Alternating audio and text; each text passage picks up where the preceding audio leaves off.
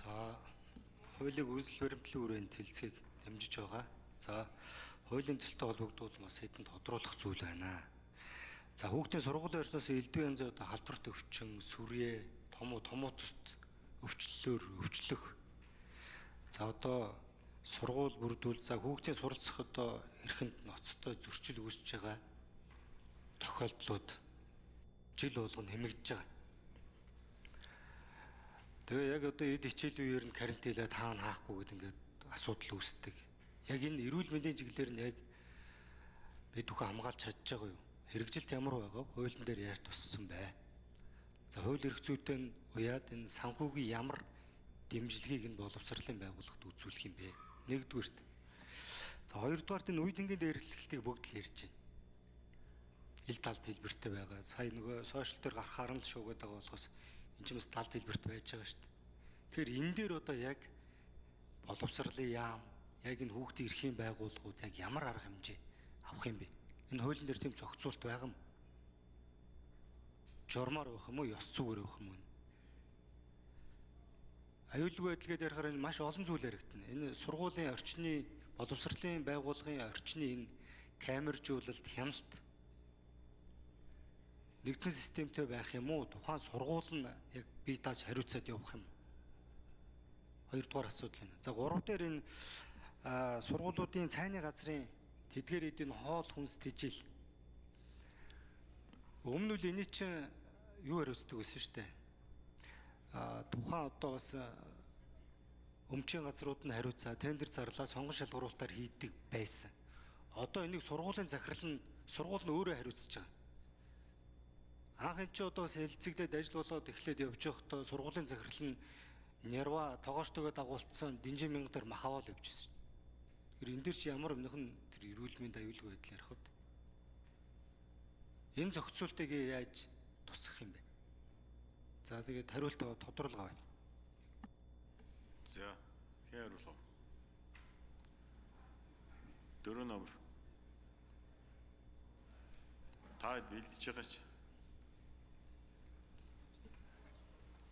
За уучлаарай. За ажлын алтнаас мандахын нам 2 ч. За хуулийн тухайд бол санхүүжилт нь чиг үүргээ дагах зарчмыг бол баримтлахаар бол зорьсон байгаа. За ийм учраас хуулийн үрээд үүсэж байгаа чиг үүрэг бүр дээр санхүүжилтийн их усүрийг тодорхой байдлыг бол хангахаар зорьсон. За түүнчлэн санхүүжилтийн их усүрийг бол өргөтгсөн байгаа. За тухайлбал улсын төсөв болон орон нутгийн төсөв, эрүүл мэндийн даатгалын сангийн төсөвс бол санхүүжихээс гадна за хандив тусламж олон улсын байгууллагын санхүүжилтээр бол санхүүжих боломжтой.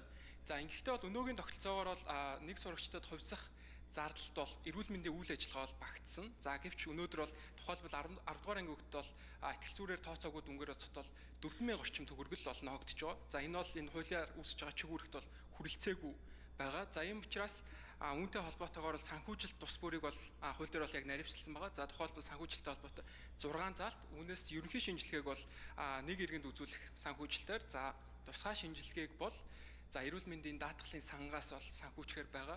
За түүнчлэн сургуулийн өмнөх боловсрол за эрүүл мэндийн анх шатны үйлчилгээ бол орон нутгийн чиг үүрэг за төлөөлөн гүйцэтгүүлэх төрийн чиг үүрэгт хамаардаг учраас тухайн орон нутаг маань энэ чигүүрээр хэрэгжүүлэхтэй зардлыг бол суур зардалтай бол тусгаад за суур зардал мэдээч алдагдaltaй аймагуудын бол дээд шатны төсөөс бол санхүүгийн дэмжлэг авах замаар бол санхүүжүүлэх боломж бол өнөөгийн тогтолцоонд бол байгаа.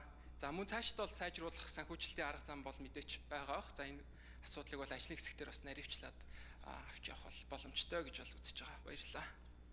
За би санхүүжилтийн хувьд зөвхөн хариулж байгаа. За ажлын хэсгийн гишүүн Мөсийн хууль зүйн сургуулийн багш Оюун Жаргал байна. Тэгэхээр гишүүд ерөнхийдөө үеийнгийн дээрлэлтийн асуудал дээр энэ хууль ямар байр суурьтай яаж оролцоод байгаа юм бэ гэдэг асуудал яригдж байна тийм ээ.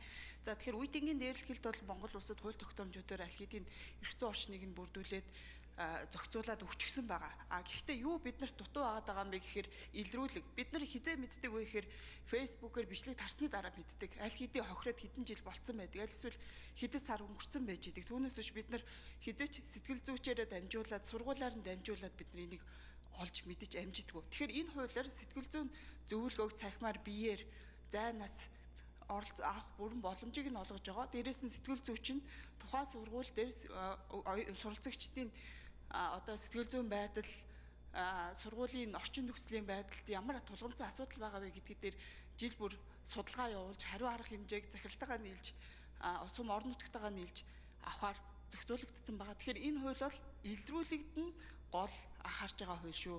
Тэрэн дээр анхаарах хэрэгтэй. Тэгээд санхүүжилтээр нэг нэмэт хэлэхэд болох юм бол осол аваараас аюулгүй байдлыг хангахын бол 3 шатны төлөвлөгөө байгаа. Улсын нэгдсэн төлөвлөгөө, сум орон нутгийн өөрийн онцлог төгссөн төлөвлөгөө, сургуулийн төлөвлөгөө.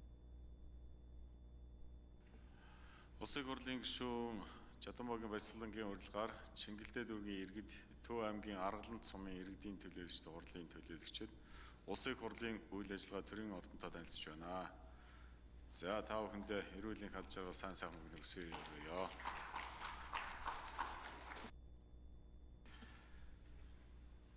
За. Алтан шагаа гишүүн.